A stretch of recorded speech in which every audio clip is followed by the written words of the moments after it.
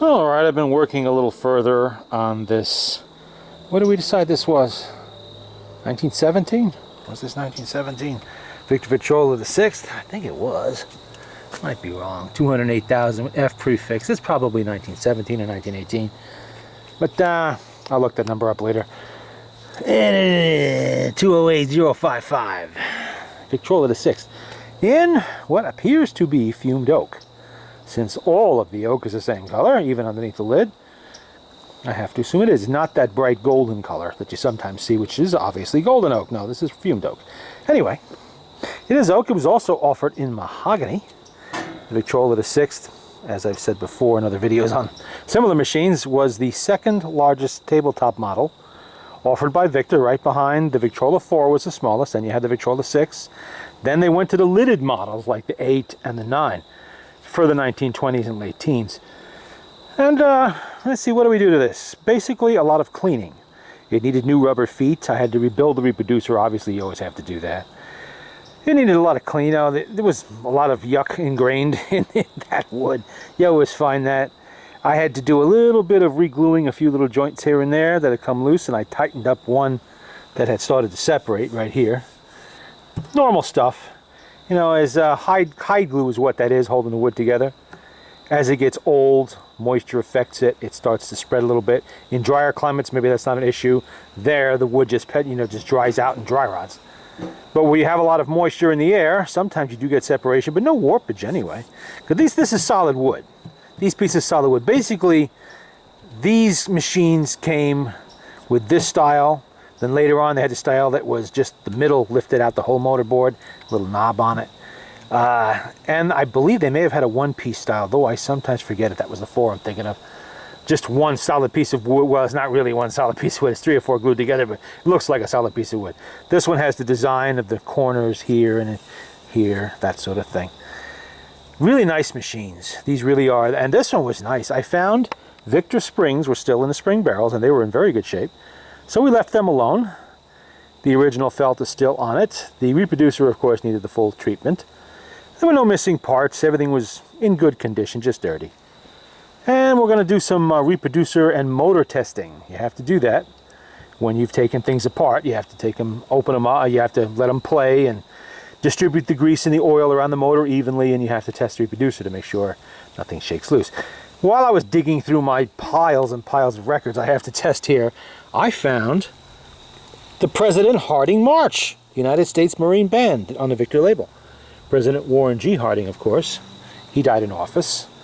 And we all know that the Honest Cal came after him, and, well, President Harding, he's kind of one of those guys that you're like, how did this guy get elected? But he was all right. He was known for graft, put it that way, and he loved to party, he liked to drink, he liked his women. Yeah, a real entertainment. And people think that elections today were interesting. Anyway, we're going to listen to President Harding's March. I assume they did this one up specifically for him. I hadn't known they did that for presidents, but I guess they did. I mean, I'm familiar with the presidential march, all that stuff, but President Harding March, while we're testing the Victrola VI. And, you know, it would be a really good idea to put a needle on there. And as I've mentioned 1,000 times before, 1 play per record. Each time you play a record, you change that needle. And by record, I mean a side. A little dirt on there, look at that. Okay.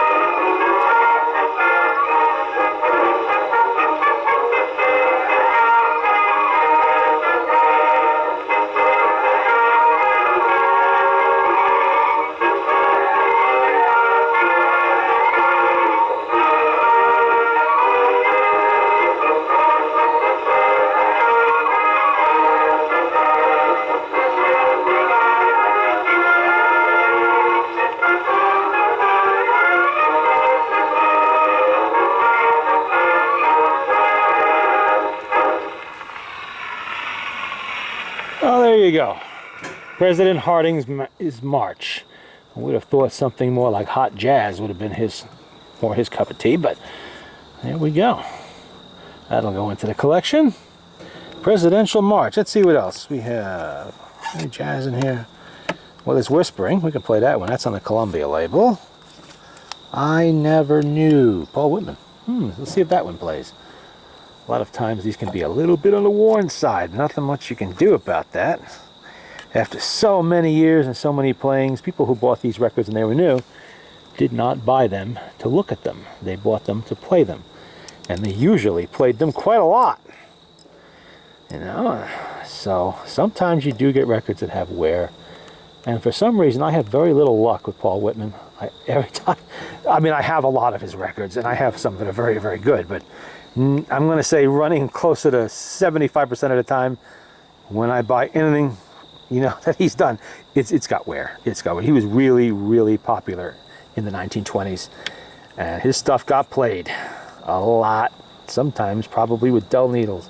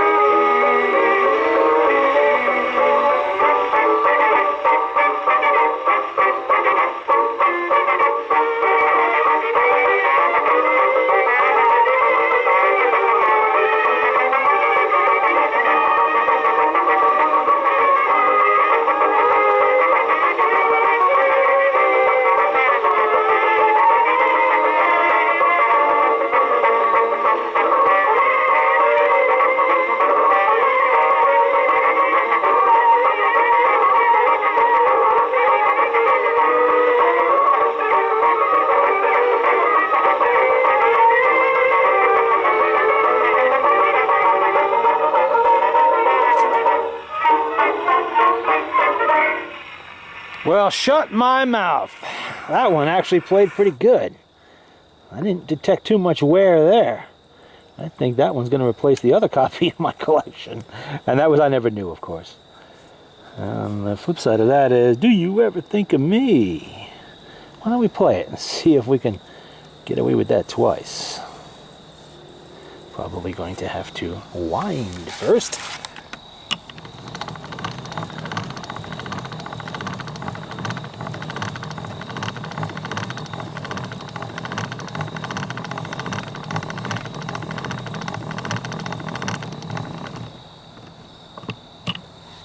And the needle.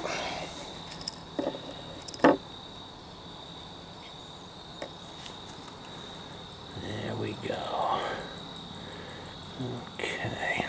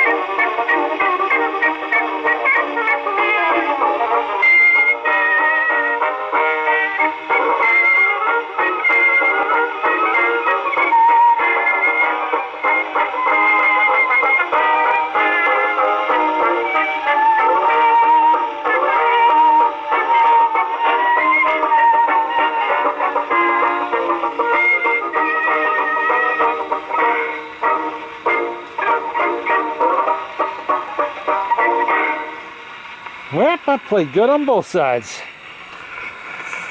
Well, that is definitely a keeper. We'll put that on the side and see what else we got here. How about, what do we got? Buddha by the Peerless Quartet. Buddha. Okay. Definitely a period correct record for this machine. First we get rid of the needle, and then we replace the needle. And the exhibition reproducer is definitely behaving itself. Yeah, all rebuilt. And that, by the way, is an original diaphragm in there. This did not need a new diaphragm. You take a risk when you do that and you haven't heard it before, because you could get, you know, a bad diaphragm in there and then you got to rebuild the whole thing. Start from scratch. But this one looked really good. I didn't see any blemishes in it, no cracks, no delaminating. It sounded nice, had that nice, almost glass-like tone to it when you flick your finger on it. So I thought, you know, I'm going to give this one a try. This is a Victor original, it's 100 years old. Well, I don't really know that. It could have been replaced sometime in the 20s or 30s and I wouldn't know, but Chances are it is a Victor original. I had to replace all the gaskets, of course, that goes without saying. That's something, you know, every time you got to do that.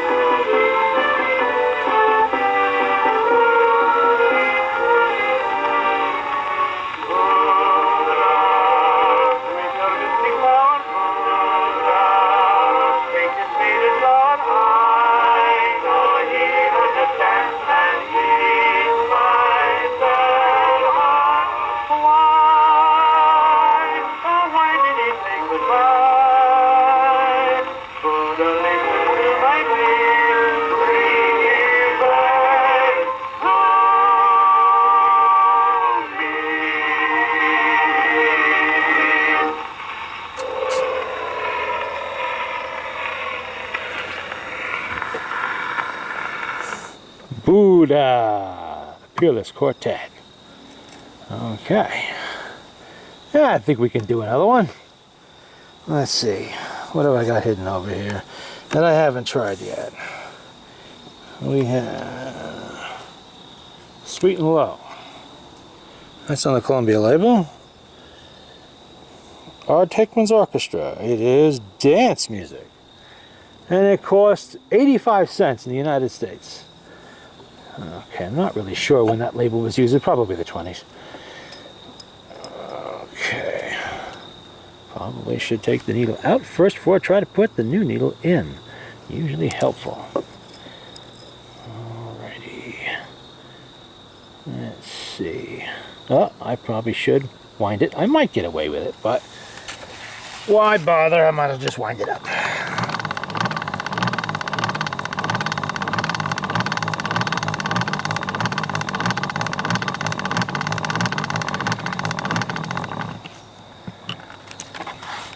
And as you can see, the brake has been repaired.